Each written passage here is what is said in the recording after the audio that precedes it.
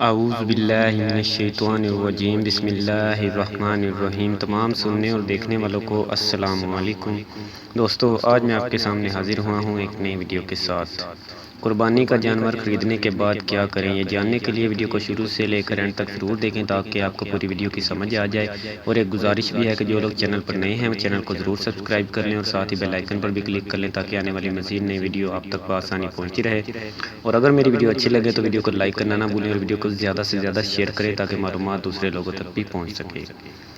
جانور کی خدمت کریں، اس سے انسیت پیدا کریں اور اسے کسی قسم کی اذیت و تکلیف نہ پہنچائیں۔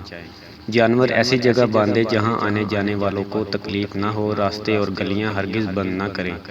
جانور کو صاف ستھرا رکھیں اور ارد گرد بھی صفائی ستھرائی کا خاص خیال رکھیں۔ جانوروں کو آپس میں نہ لڑوائیں اور نہ ہی جانوروں کی دوڑ لگوائیں۔ جانور کے گلے میں بجنے والی گھنٹیاں نہ ڈالیں۔ جانور پر سواری نہ کریں اور نہ ہی اس کا دودھ پیئیں۔ اگر دودھ نکال لیا ہو تو اس کو صدقہ کر دیں۔ جانور کے ذریعے نام و نمود، نمائش اور ریاکاری کا اظہار نہ کریں۔ اگر جانور میں دیگر حصہ دار شریک ہوں تو بقیہ حصہ داروں کو بھی تمام معاملات میں ساتھ لے کر چلیں۔ اگر میری ویڈیو اچھی لگی ہو دوستو تو ویڈیو کو لائک کرنا نہ بھولیں اور ویڈیو کو زیادہ سے زیادہ شیئر کریں۔ اور جنہوں نے ابھی تک میرے چینل کو سبسکرائب نہیں کیا وہ پلیز میرے چینل کو سبسکرائب کر لیں۔ اور نیکسٹ ویڈیو تک کے لیے اللہ حافظ۔